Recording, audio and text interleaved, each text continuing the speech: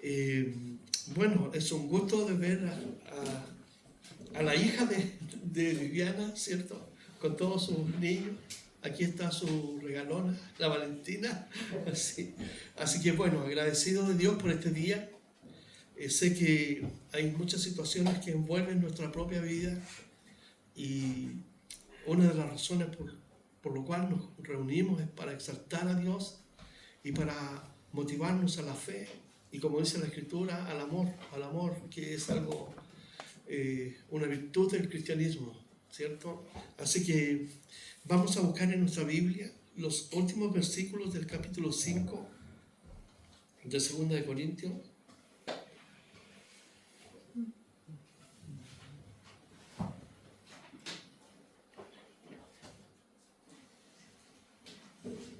El versículo 17 al 21 lo voy a leer para proseguir capítulo 6.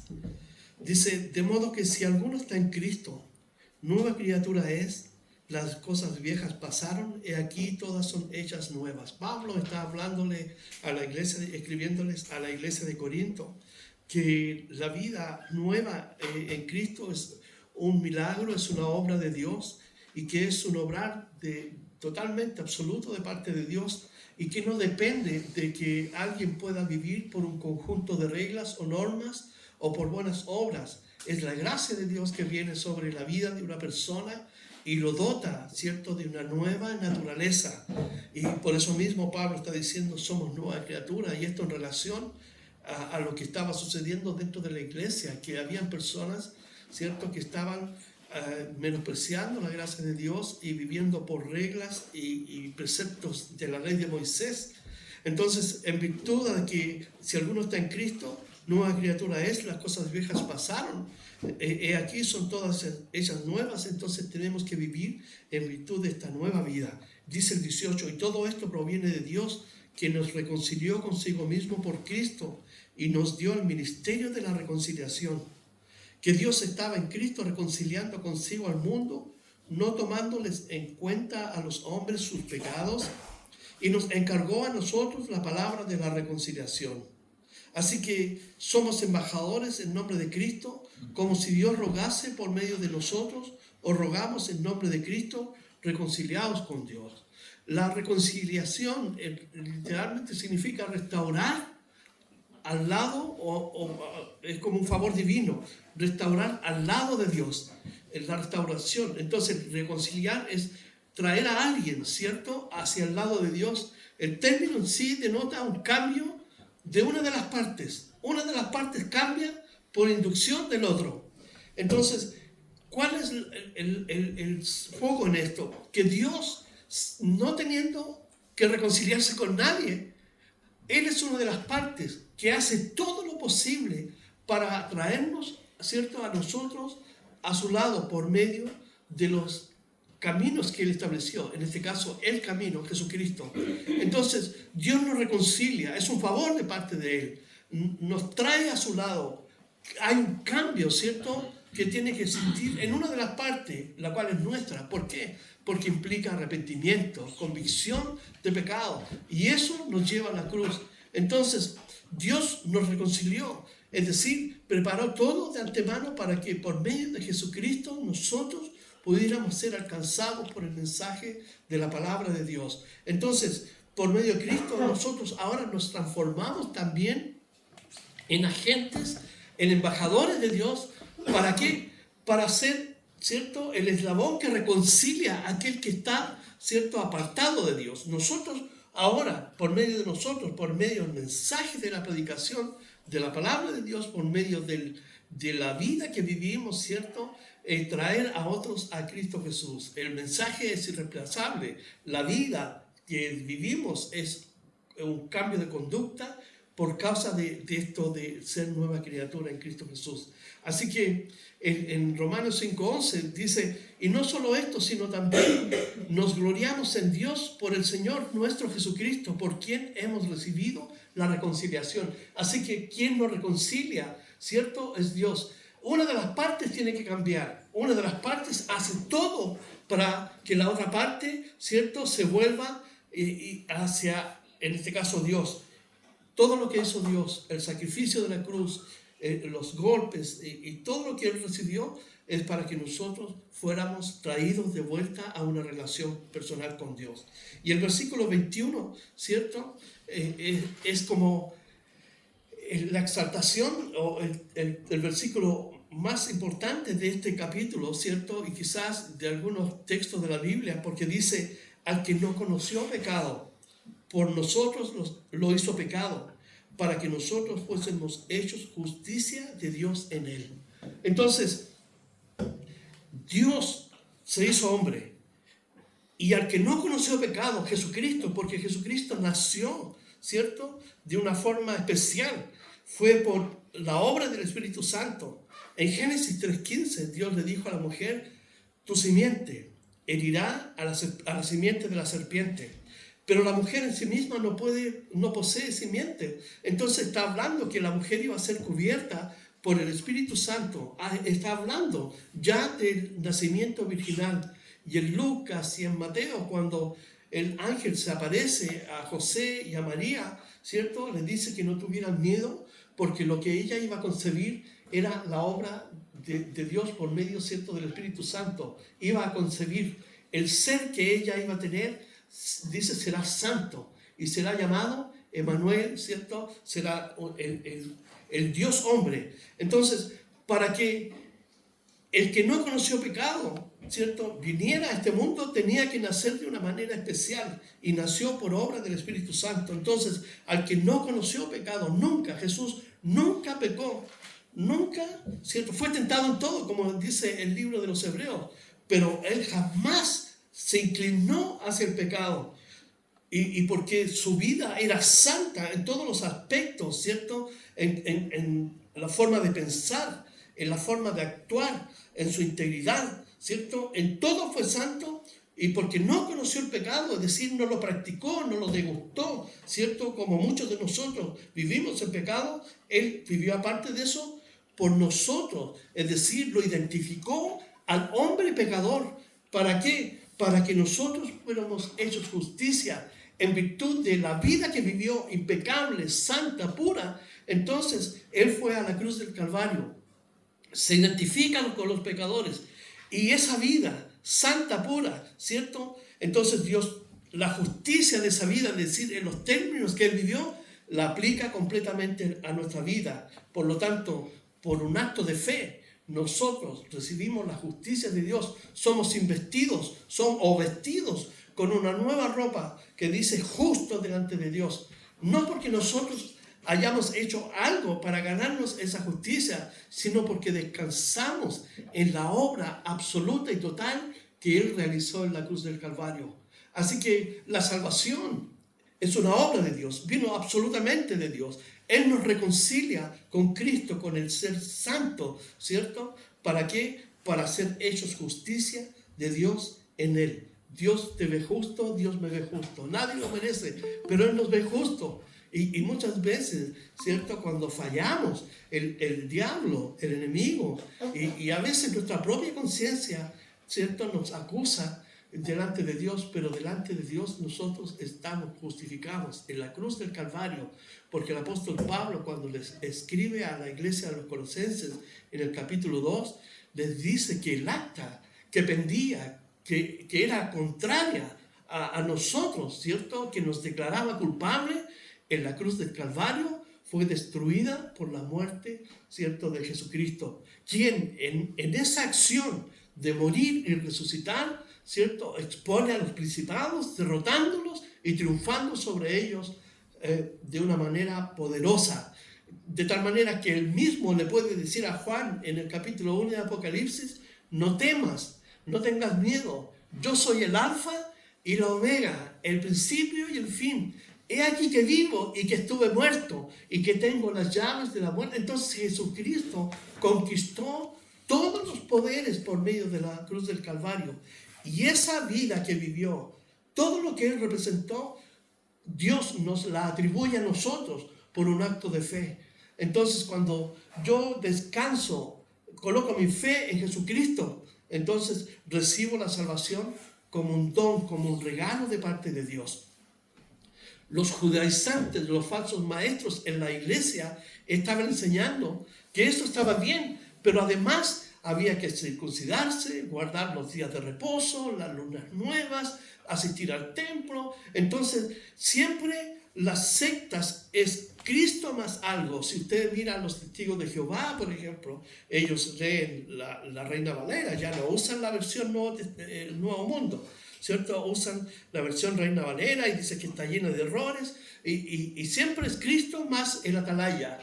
La versión Nuevo Mundo, que nadie sabe quién la escribió, más los atalayas, los mormones, el libro del Mormón, más la Biblia, más la perla del gran precio. Y así podemos ir nosotros discriminando entre las diferentes religiones, que siempre es Cristo más algo, pero aquí la gracia es totalmente, absolutamente, solamente en Cristo, como hay una canción antigua. Entonces, Cristo nos da la salvación por medio de la obra que Él hizo. Dios por nosotros, al que no conoció pecado, lo identificó con el ser humano, y cuando Cristo dijo, Padre, ¿por qué me has abandonado?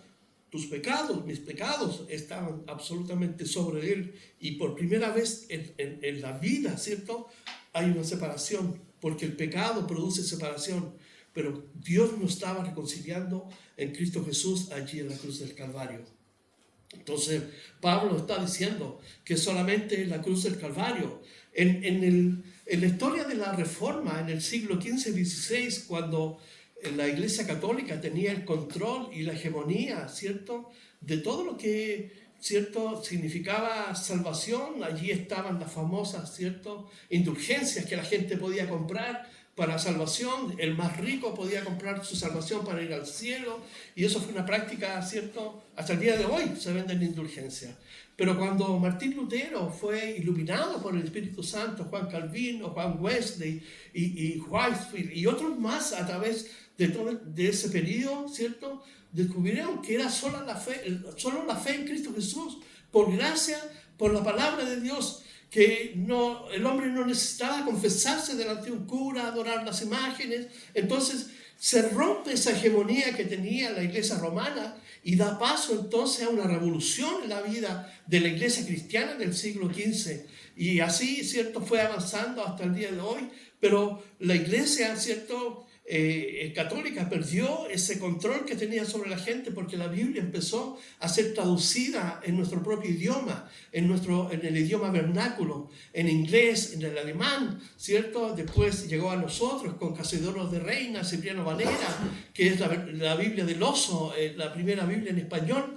Entonces nosotros comenzamos a recibir la información de una manera más directa. Ya se perdió ese control, ese poder, pero siempre era Cristo más algo. Ahora no, la Biblia nos enseña que el único camino es Jesucristo. Él es la verdad, Él es la vida. Por lo tanto, Pablo estaba en realidad comprometido que ellos pudieran entender que la ley de Moisés, ¿cierto?, era un impedimento para agradar a Dios. Y por eso dice en el capítulo 3 que cuando leen a Moisés todavía tienen un velo, porque no pueden ver la luz de Cristo. Y además Pablo coloca una revelación, nos da una información adicional que dice que el Dios de este siglo ciega el entendimiento de las personas para que no le resplandezca la luz de Cristo. Entonces, cuando una persona está enfocada solamente en religión, Satanás también agrega, ¿cierto?, sus cosas para que la gente quede más cegada todavía y no le resplandezca el Evangelio.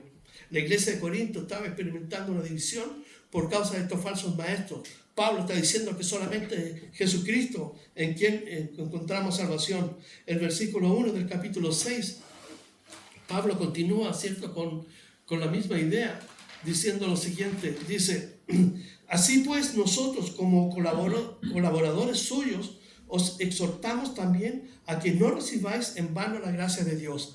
Entonces nos ha dicho que Cristo, ¿cierto?, fue identificado con el pecador para que recibiéramos la justicia de Dios en nosotros por la fe. Entonces ahora le dice, hey, nosotros somos socios de Dios, trabajamos en conjunto en la predicación del Evangelio, pero también ahora los exhortamos, ¿cierto?, para que ustedes no reciban la gracia de Dios en vano. Es decir, no deseches la gracia de Dios, porque en Efesios, el capítulo 2, el versículo 2, 8 y 9, dice que por gracia somos salvos, por medio de la fe. Este es un regalo de Dios y no es de nosotros, para que nadie se gloríe, no es por obras. Entonces, la gracia de Dios estaba siendo colocada a un nivel de religión, de otra opción, ¿cierto?, que permitía a las personas conectarse con Dios. Pablo le dice, nosotros somos colaboradores, y como colaboradores de Dios, nosotros los exhortamos. La palabra exhortar literalmente significa llamar uno a un lado, ¿cierto?, para que siga un curso de vida. En este contexto, Pablo está exhortando para que ellos se aferren a la gracia de Dios, se aferren a la simpleza del Evangelio. Algo tan simple, tan sencillo, pero tan profundo y tan completo que transforma la vida del ser humano. Así que os exhortamos también a que no recibáis, dice, en vano la gracia de Dios. El concepto vano, tal como Pablo lo está transmitiendo, porque recuerden que cuando uno lee las Escrituras, hay un mensaje que va en primera instancia a la comunidad, donde uno trata de meterse en la mente del escritor, por decirlo así, aunque está inspirado por el Espíritu Santo. Pero, ¿por qué está diciendo en vano la gracia de Dios? ¿Qué quiere decir? ¿Qué está comunicando? ¿Por qué está diciendo no tomen en vano la gracia de Dios? Ya lo hemos visto, los falsos maestros están perturbando la gracia de Dios por medio de sumar la ley de Moisés y sus ritos, pero en vano implica, ¿cierto?, algo que está sin propósito. Literalmente, no tomen la gracia de Dios como no tuviera un propósito o un sentido, o que fuera vacía, porque la gracia de Dios tiene un propósito, alcanzarnos para salvación. Por gracia, ¿cierto? Somos salvos por medio de la fe, pero por la gracia de Dios. Entonces la gracia de Dios no es algo meramente simbólico o abstracto. Es una realidad que afecta la vida del ser humano absolutamente. ¿Por qué? Porque la gracia, cuando viene a nosotros por obra del Espíritu Santo, nos mueve, nos conduce al arrepentimiento. Es la bondad de Dios, como Pablo les dice a los romanos en el capítulo 2, nos conduce al arrepentimiento, y es por la gracia de Dios que nosotros quedamos convictos de pecado. Por la gracia de Dios que quedamos también perdonados y librados de pecado. Por la gracia de Dios es que somos santificados por Dios. Somos justificados, la justicia de Dios opera en nosotros, pero también somos sellados. Entonces, no tomen la gracia de Dios en vano, porque tiene una implicancia que va más allá de un concepto. La gracia de Dios apunta a la salvación al ser humano. Cuando uno comparte la palabra de Dios con un vecino, un amigo o alguien en la calle, uno puede dimensionar la realidad en que viven las personas, pero también la profundidad, ¿cierto?, cómo el mundo ha trabajado en sus vidas, porque están cegados. Cuando uno le habla de Dios, de Cristo, de la palabra de Dios, normalmente ellos tienen, ¿cierto?, palabras o tienen un razonamiento respecto de Dios, de Jesús, pero cuando uno les dice que es pecador, que necesita arrepentirse, entonces la conversación siempre cambia de giro, porque las personas no se identifican como pecadores. Y la gracia de Dios, por medio de la obra del Espíritu Santo, una de las funciones es convencernos de juicio y de pecado. Entonces, Pablo dice, no tomen la gracia de Dios en vano, porque la gracia de Dios en vano es algo real que produce fruto. Entonces, Pablo les dice aquí que ellos son agentes, colaboradores. Y fíjense que en este trabajo de enseñar la palabra de Dios o compartir la palabra de Dios, donde todos estamos involucrados, pues es responsabilidad nuestra compartir la palabra, ¿cierto? Siempre hay personas que piensan que el trabajo que Dios les encomendó, ¿cierto?, los catapulta casi a un nivel de superestrella, casi iguales a Dios. Y toman cierto control de las iglesias como si una congregación les perteneciera. Ellos toman el control como estos judaizantes.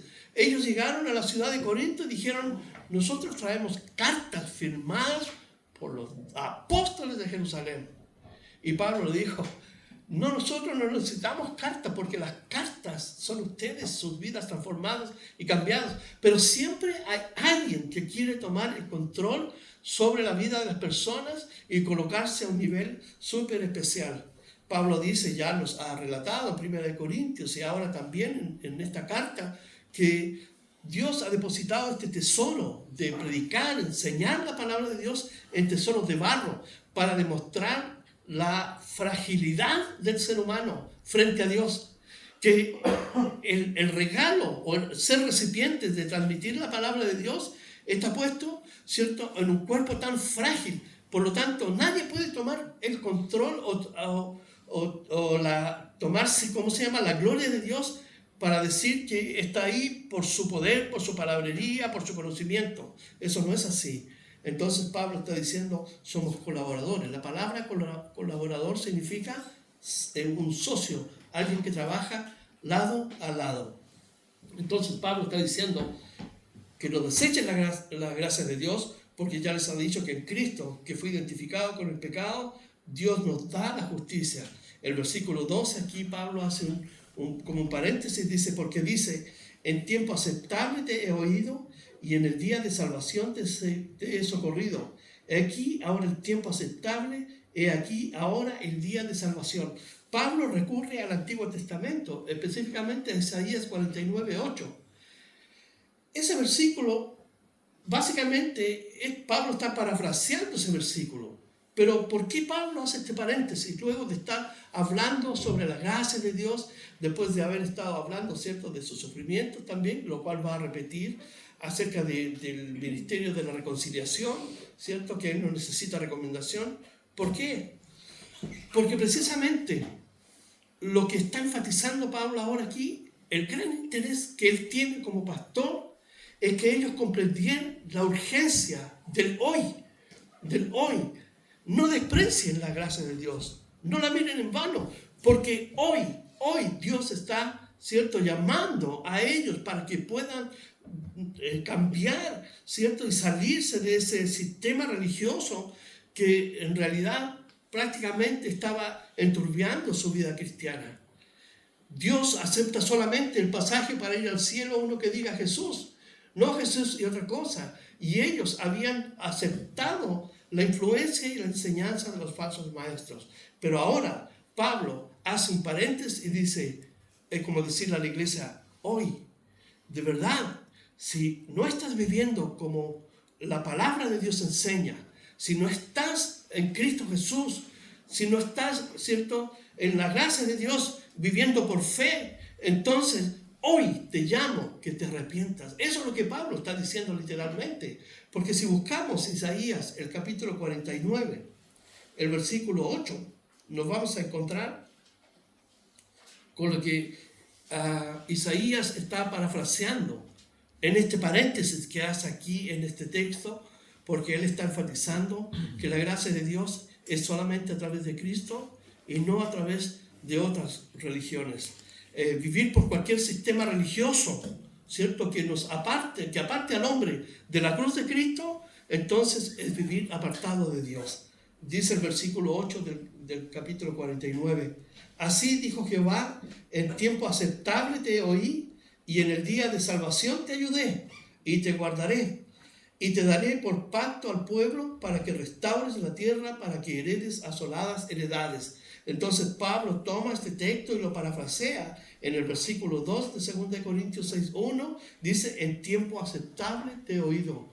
Entonces, esta fue una experiencia que cada uno de nosotros tuvo cuando aceptamos a Jesucristo en nuestro corazón.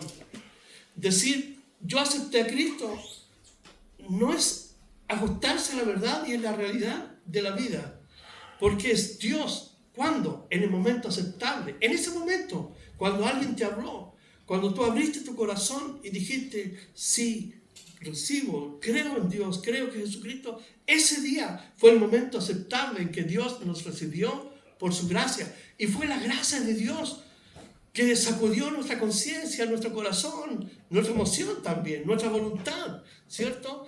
Porque opera en realidad, de una manera tan especial la obra del Espíritu Santo que nos toca nuestra razón para darnos cuenta de si de verdad estoy errado. Nuestros sentimientos, estamos afectados por haber ofendido a Dios. Nuestra voluntad antes iba para allá, entonces ahora dejo de hacer y ahora me entrego a Dios. Y eso es la suma del arrepentimiento, que es integral. Entonces la obra de Dios trabaja así. Y hoy Pablo le está diciendo a la iglesia de Corinto, hoy día están escuchando el mensaje, hoy es el llamado de parte de Dios. En tiempo aceptable te he oído y en el día de salvación te he socorrido. He aquí ahora el tiempo aceptable, he aquí ahora el día de la salvación. Esta es la buena noticia. Pero el otro lado de la moneda es que este tiempo se va a terminar. El tiempo de la gracia. Dios no va a tener más compasión en un momento porque viene ahora su ira. Entonces, cada momento que tenemos nosotros de hablarle a otros es una oportunidad para que la gracia de Dios pueda tocar a esas personas. Pero este tiempo se va a acabar. ¿Cómo lo sé? Porque Mateo 24, Lucas 21, Marcos 3, el libro de Apocalipsis, Tesalonicenses 1 y 2, todos, 1 Timoteo, 2 Timoteo, todos nos hablan que vienen, ¿cierto?, los tiempos más difíciles para la humanidad.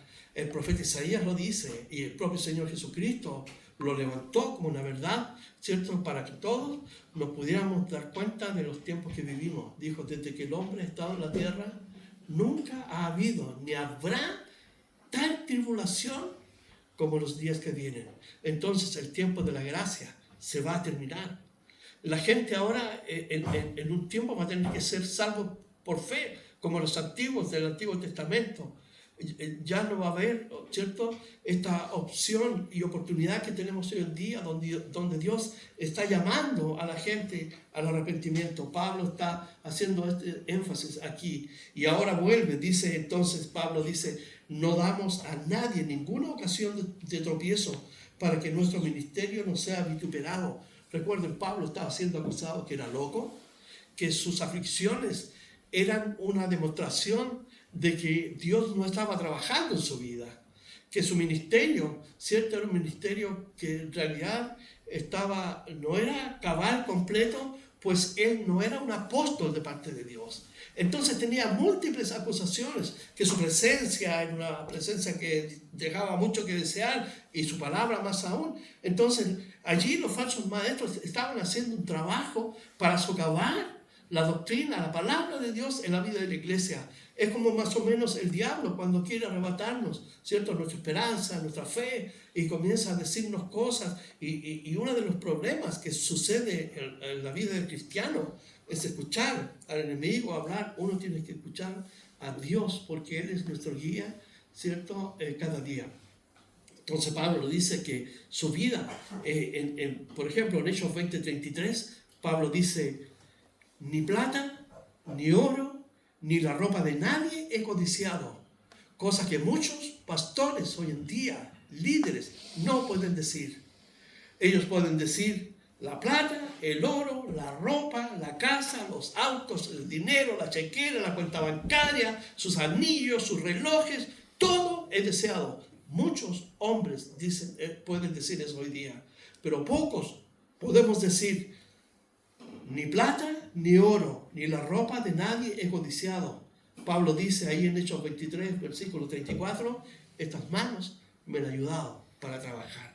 Y en Hechos, el capítulo 18, el versículo 1, 2 y 3, Pablo, ¿qué hacía? Ahí dice que cuando Aquila y Priscila llegaron expulsados de Roma, cuando Claudio, el emperador, expulsó a los judíos, ellos hacían tiendas. Y Pablo se juntó a ellos, ¿y qué hacía? Fabricaba carpas. En 1 Tesalonicenses, capítulo 2, dice que trabajaba de día y predicaba de noche. Y a veces trabajaba de noche y predicaba de día. Pablo era un hombre incansable, inagotable. ¿De dónde sacaba sus fuerzas para servir a Dios? De la obra del Espíritu Santo. Él descansaba en él. Entonces, él mismo le dice a Timoteo, oye, te insto a que prediques la palabra de Dios dentro de tiempo y fuera de tiempo. Lo que quiere decir es que no pierdan la oportunidad de predicar la palabra de Dios Entonces Pablo está levantando su ministerio íntegro. Es decir, él jamás obtuvo nada a cambio por dar cierto su mensaje. No cobraba. Hoy día hay músicos que cobran $100,000 por un concierto. Hay músicos que se creen artistas de primera línea, ¿cierto? Que si no le tienen ciertas cosas no pueden ir a cantar. Pero Pablo dice aquí que no usa eso como tropiezo. Esta palabra tropiezo es la palabra escandalón, ¿cierto? Y realmente se refiere a la trampa de los tramperos. ¿Quién ha ido a cazar pajarito alguna vez? Puso un trampero, ese palito, ¿cierto? Cuando el pajarito cae dentro de la jaula y lo pisa y se cierra, ese palito se llama tropiezo, escandalón. Entonces Pablo dice, yo no he vivido mi vida de tal manera que pueda resultar en una trampa, ¿cierto? A la vida de otras personas. Mi ministerio ha sido íntegro, tengo mis manos limpias. Por eso que Pablo vuelve aquí en relación a todas las acusaciones que él recibió. El versículo 5, Pablo va a comenzar, el versículo 4, entonces Pablo va a decir ahora, va a recapitular maravillosamente su ministerio. Pablo dice, antes bien, ¿cierto? No pone tropiezo, antes bien, nos recomendamos en todo como ministros. La palabra ministros ya sabemos qué significa. ¿Qué significa? Mesero, uno que sirve las mesas. Y aquellos mismos que codician el dinero y el oro y la plata, en vez de servir a la gente, ¿qué hacen? Son servidos por las personas, ¿cierto? Una vez, me recuerdo con Mónica, llegó una persona y dijo que estaba feliz porque le iba a ir a servir 11 al obispo.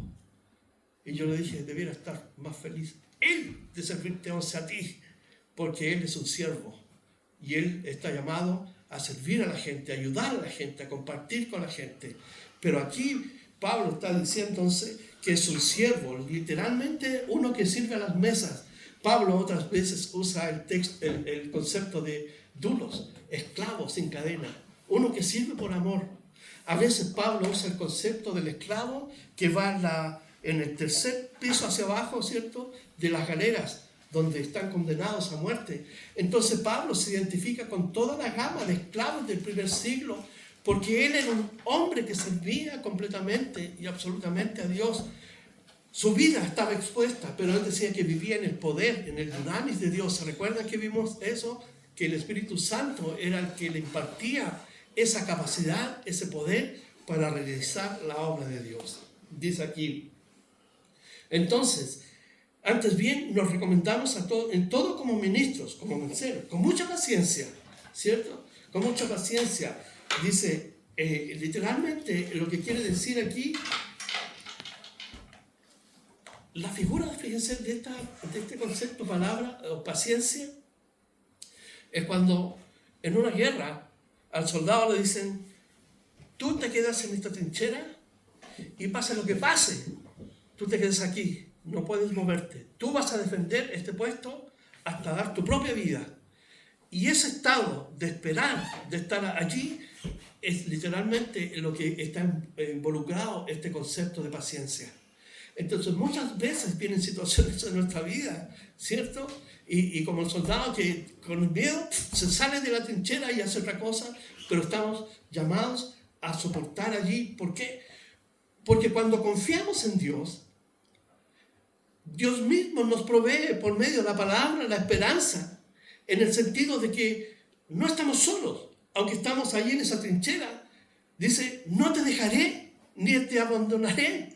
Yo te protejo. Hemos cantado que Él nos cubre con sus alas, bajo su sombra. Él nos guarda del sol que nos fatiga de día. Entonces, la paciencia es permanecer bajo, perseverar, resistir. Entonces, lo que Pablo está diciendo aquí, ¿cierto?, en oposición a lo que otros pensaban, su ministerio requería mucha paciencia, en tribulaciones, presión, cualquier cosa que ahogara el espíritu, ¿cierto? Muchas veces Pablo tenía que salir corriendo de una ciudad a otra.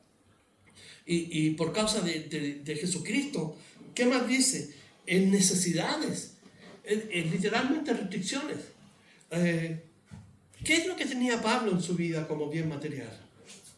Nada, su ropa, su abrigo. ¿Se acuerdan cuando estaba en la cárcel? Le dijo, oye, tráeme el capote porque el invierno hace mucho frío, tráeme el pergamino.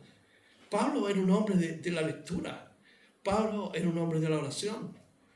Pero de lo que menos era Pablo, un hombre aferrado a las cosas materiales de esta vida. Entonces, él estaba acostumbrado como buen soldado, porque la tradición dice que fue un soldado, a tener restricciones de todo tipo. Y nosotros como cristianos muchas veces pasamos restricciones.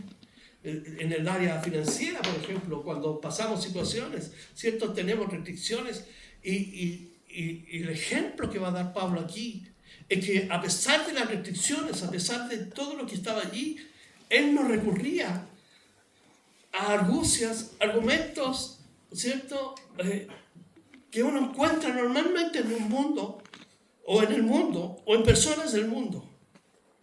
Porque su vida, su ministerio, estaba centrado absolutamente en dependencia de la obra de Dios. Absolutamente. Entonces, él tenía restricciones de todo tipo, tribulación y angustias. La palabra literalmente angustia significa estar estrecho en un espacio reducido. El mundo le llama depresión, ¿cierto? Esa crisis de pánico.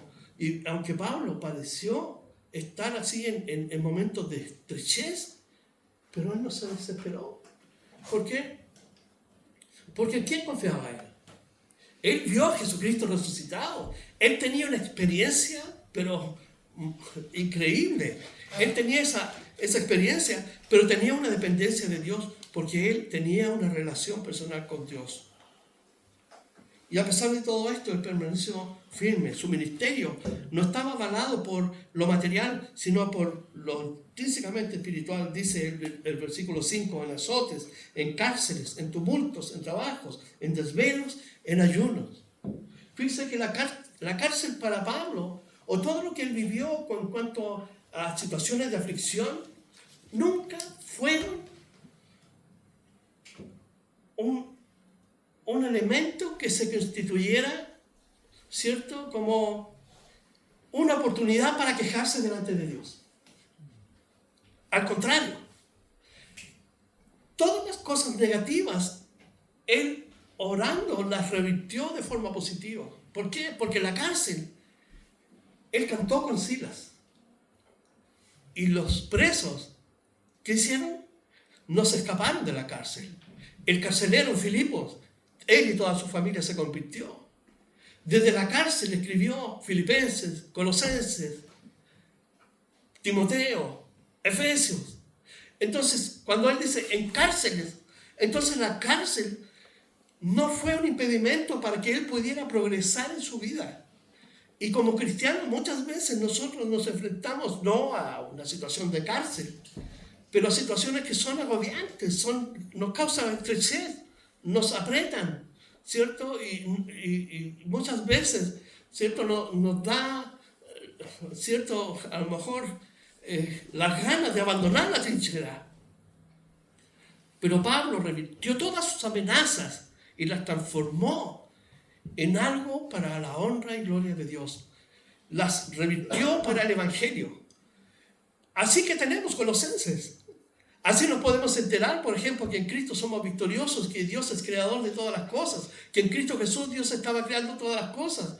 En Efesios, ¿cierto? Tenemos la carta de los Efesios, nos enteramos que estamos habitando los lugares celestiales con Cristo, que tenemos una armadura de Dios. En Filipenses, la carta del gozo. Entonces, ¿cómo Pablo puede entonces tener gozo estando en la cárcel? Pues bien, no es ningún secreto. Ni una cosa alquimista y cosas que se pueden obtener, ¿cierto? No, es simplemente depositar la fe en Dios. Y otro aspecto más relevante que este es creerle a Dios, es creerle. ¿Cuánto le creo? ¿Cuánto de lo que está aquí escrito es creíble ante Dios? Y en virtud de eso, de mi fe, cómo, ¿cierto?, se posesiona de la palabra de Dios, es como voy a dimensionar y vivir mi vida cristiana en este tiempo. Más allá de los problemas, de las tribulaciones. Pablo fue azotado 5 veces, cada vez 39 azotes. si lo redondeamos en 40 y le quitamos 5, ¿cuánto sería? 195. Azotes por la causa de Cristo, con varas. Los judíos azotaban con varas.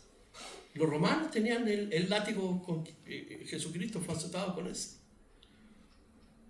Padeció todo eso. Imagínate estar recibiendo azotes. Cualquiera de nosotros diría, yo me voy a mi casa, ya no sirvo más a Dios, se acabó, voy a ir a trabajar al mundo secular y se acabó. Eso pasa la mayoría de las veces cuando alguien recién llega al Evangelio, porque su vida venía en un status quo lineal. Llega a Cristo y se le desarma todo el panorama.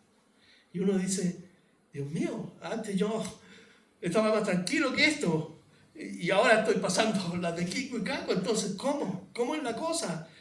Pero que antes estaba muerto. Ahora estoy vivo en Cristo Jesús. Ahora me doy cuenta de la realidad. Por eso es que la Escritura, aquí Pablo, me encanta lo que está haciendo, porque está llevándolos a ellos para que comprendan que la vida cristiana se recibe por gracia, pero también la vida cristiana hay que vivirla, ¿cierto? De acuerdo a todo lo que involucra, a todo lo que está conllevando, en este caso, la vida del apóstol Pablo. Dice el versículo 6, en pureza, es decir, en una santidad y voluntaria consagración. Hoy día tenemos iglesias, ¿cierto?, que buscan consagraciones comunitarias, ¿cierto? Ya, un ayuno general, una vigilia. Pero ¿saben qué? Nosotros tenemos una relación personal con Dios y cada uno debe buscar a Dios, como dice la Escritura, mientras pueda ser hallado. Buscar una intimidad personal con Dios, y eso se manifiesta en la vida de la iglesia. Pero la iglesia no es provocadora de eso, es la búsqueda personal. Por eso Pablo dice pureza de vida, en ciencia, es decir, conocimiento de las verdades de Dios, que están en la palabra de Dios, en longanimidad, que muchas veces se traduce como paciencia, aguante, en otras palabras, bondad, actuar conforme a lo recto, amor no fingido, es decir, sin hipocresía. No era un actor el apóstol Pablo, pero los falsos maestros sí, porque lo estaban acusando falsamente. ¿Y qué dice? En el Espíritu Santo, estar guiado, sustentado, dirigido por Dios y no por argumentos carnales. ¿Cuántos pastores hoy en día buscan, cierto, satisfacer a la iglesia por medio de artilugios carnales o por técnicas mundanas, usando métodos de la sociología, de la mercadotecnia, de la psicología, de la ingeniería, etc.?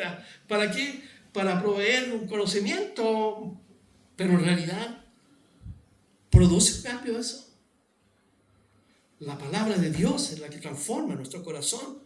Por lo tanto, un hombre de Dios, un siervo de Dios, un ministro, un hombre, una mujer, debe entregar la palabra de Dios, porque la palabra de Dios es lo que usa el Espíritu Santo para iluminar el corazón de los hombres. Entonces dice en pureza, en ciencia, en longanimidad, en bondad, en el Espíritu Santo, en amor sincero, en palabra de verdad, la palabra de Dios verdadera, en contraposición a la palabra mentirosa que tenían los falsos maestros allí, y que hoy en día hay muchos, ¿cierto? Como este hombre que anunció que el 18 de septiembre era el rapto de la iglesia. Y respecto de la palabra verdadera o la palabra de verdad, tenemos tanto que aprender del propio Señor Jesucristo en el Evangelio de Juan. Cuando habla acerca de las palabras, dice que yo os he hablado, son espíritu y vida. El Salmo 19, la ley de Jehová es perfecta, que convierte el alma. El Salmo 119, ¿cierto? Que dice, lámpara es a mis pies tu palabra y lumbrera mi camino. Y en fin, todo el Salmo 119 es un poema a la palabra de Dios. Entonces Pablo caminaba y andaba en la palabra de verdad y en el poder de Dios. Vivir en el poder de Dios es para resistir los embates del enemigo, para poder vivir, ¿cierto?, confrontando a este mundo que es enemigo de nosotros. Pablo, el Señor Jesús lo dijo. Juan, el evangelista, también lo dice en su primera carta, que el mundo es nuestro enemigo. Entonces, el poder de Dios no significa tomar un micrófono y ponerse a gritar y hacer cualquier cosa así para llamar la atención. Andar en el poder de Dios, ¿cierto? No significa andar simulando cosas espirituales. Vivir en el poder de Dios significa ser guiado y controlado por el Espíritu Santo para resistir al mundo, para resistir al enemigo. Y en este caso Pablo vivía en el poder de Dios para resistir todos los ataques que estaban sobre su vida por parte de los falsos maestros y del diablo también. Porque él dice, no ignoramos sus maquinaciones cuando habla del diablo. ¿Por qué? Porque el enemigo también estaba tratando de destruir la obra de Dios, que son las cosas que atentan contra la vida del cristiano. Cuando no andamos en el poder de Dios, el mundo puede copar la influencia sobre nuestra vida y el enemigo entonces nos puede tomar presa fácil. Por eso que nosotros tenemos que cerrar todas las áreas de nuestra vida y cubrirlas con el poder de Dios, la palabra de Dios. ¿Con qué guardará el joven su camino? Con guardar tu palabra, dice las Escrituras. Entonces Pablo vivía en el poder de Dios con armas de justicia a diestra y siniestra. Es decir, nuevamente, Pablo no usaba argumentos del hombre. No se defendía como hoy día podemos ver, ¿cierto? Muchos líderes acusados usan, ¿cierto?, staff de abogados para ellos defenderse, ¿cierto?, para no ser impugnados ni, ¿cierto?, ni indicados. Pero Pablo jamás usó un método mundano ni carnal para la obra de Dios. ¿Por qué? Porque él nos dice una verdad increíble en 2 Corintios, el capítulo 10, aquí mismo.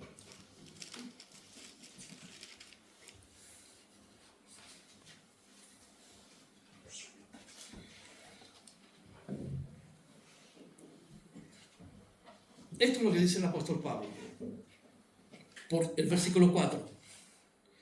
Porque las armas de nuestra milicia no son carnales, sino poderosas en Dios para la destrucción de fortalezas.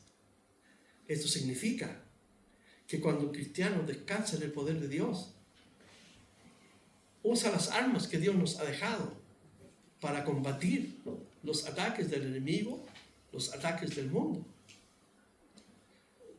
Pablo nos enseña esto claramente en Efesios, el capítulo 6, donde da una descripción de la armadura del cristiano. Entonces no tenemos lucha contra carne y sangre, pero las armas que tenemos para defendernos, ¿cuáles son? La oración, la adoración, la alabanza a Dios. Cuando estás pasando, por eso Santiago dice, ¿está alguno triste? ¿Está alguno alegre? Cante. ¿Está alguno triste? Haz oración. ¿Está alguno enfermo? Llame a los ancianos. Entonces, las armas que Dios nos ha dejado son armas espirituales. Recuerden, nosotros como cristianos somos hombres de dos mundos. Jesús dijo, están en el mundo, pero no somos del mundo. Estamos en un mundo cruel que nos va a trepidar en lapidarnos como cristianos. Y es aquí donde tenemos que resistir, ser pacientes, longánimos, con amor sincero, vivir en el poder de Dios. Pero con el mundo espiritual tenemos que tener las armas de justicia, ¿cierto? Las armas que Dios nos ha dejado para luchar y entregarnos al poder de Dios. Es el legado que el apóstol Pablo nos deja. Si volvemos para ir concluyendo, en el versículo 7, Pablo acaba de decir que él descansa en la palabra de verdad, porque hay gente que usa la palabra de mentira para seducir y engañar. En el poder de Dios, con las armas de justicia, diestra y siniestra. Ya vimos ya que las armas de nuestra milicia no son carnales. Por honra y por deshonra, por mala fama y por buena fama, como engañadores pero veraces. Es decir, Pablo, en lo exterior, no se importaba lo que la gente pudiera decir de él, porque internamente y externamente él era una persona íntegra, completa. Vivía lo que él enseñaba. Y eso Dios tiene que darnos el poder y enseñarnos para que seamos íntegros, cabales y completos, para que nuestra vida externa y nuestra vida interna, ¿cierto?, sea una unidad delante de Dios. Por eso tenemos que descansar en el poder de Dios. Como Él dice, el versículo 9, como desconocidos, pero bien conocidos, como moribundos, mas he aquí vivimos, como castigados, mas no muertos, como entristecidos, mas siempre gozosos, como pobres, mas enriqueciendo a muchos, como no teniendo nada, mas poseyéndolo todo. Este es el mensaje, el cuadro que Pablo pinta como testimonio de su ministerio. Siendo pobre, no tenía nada, pero con el mensaje de salvación enriqueció a muchos. ¿Por qué? Porque recuerden, cuando una persona se arrepiente, ¿qué dice el Evangelio de Lucas? Que en los cielos hay gozo, los ángeles saltan de algarabía porque alguien se ha arrepentido. Entonces, la vida cristiana tiene que ser transparente, íntegra y cabal. Y por eso que tenemos, gracias a Dios, el Espíritu Santo que nos ayuda en eso. No estoy tratando de demostrar que Pablo era un santurrón. Pablo era un hombre. Elías era un hombre. Jesús fue hombre sin pecado. Y por eso que estamos aquí esta mañana. Pero como hombres, como mujeres, podemos entregar todo a Dios, aquellas áreas en que somos débiles. ¿Para qué? Para que podamos entonces experimentar en profundidad el gozo de aplicar la palabra y vivir la palabra cada día, en esperanza y contra esperanza, en tribulación o en gozo, pero en toda paciencia, guardando siempre la fe y nuestro corazón, ¿cierto?, para los días, estos días que son tan difíciles. Así que vamos a parar aquí, donde Pablo ha testificado su tremendo ministerio, su tremenda vida, y posteriormente en el capítulo 11, el apóstol Pablo nuevamente va a usar su propio testimonio para dar a conocer, ¿cierto?, que la vida cristiana, ¿cierto?, como sucede hoy en día a muchos cristianos, como en Corea del Norte, como en China, en los países del Islam, en los países árabes, donde por ser cristiano son atribulados, son perseguidos, son asesinados, son puestos en las cárceles. Nosotros lidiamos con el mundo, con nuestra carne y contra el diablo. Y tenemos que vivir bajo el poder de Dios, irreprensibles, ¿cierto?, hasta la venida de nuestro Señor Jesucristo, que va a terminar con todo este dolor muchas veces que cargamos, con nuestras ciertas tribulaciones, nuestras enfermedades, con todo eso. Vamos a orar. Padre, gracias por este día, por tu amor. En el nombre de Jesús, Señor, queremos alabarte, darte gracias por esta carta, que de manera especial, Señor, ha hablado para mostrarnos, Señor, de que podemos vivir una vida íntegra delante de ti, Señor. Nuevamente agradecidos por ella, Señor, por la vida que nos enseñas a vivir en este tiempo. Y quizás estemos pasando dificultades, Señor, económicas. Podemos estar pasando momentos, Señor, difíciles en nuestras relaciones o en nuestro sistema, Señor, enfermo. Tú nos conoces. Ayúdanos a descansar en ti, Señor. Y a poner toda nuestra fe en tu palabra, Señor, que nos llena de esperanza y nos exhorta, nos llamas a un lado para vivir tu propia vida. Gracias por Jesucristo, que vivió sin pecado y tomó nuestra vida, Señor, para ponerla delante de ti, como una oveja en sus manos, Señor. Gracias. En el nombre de Jesús te damos gracias, te alabamos. Amén.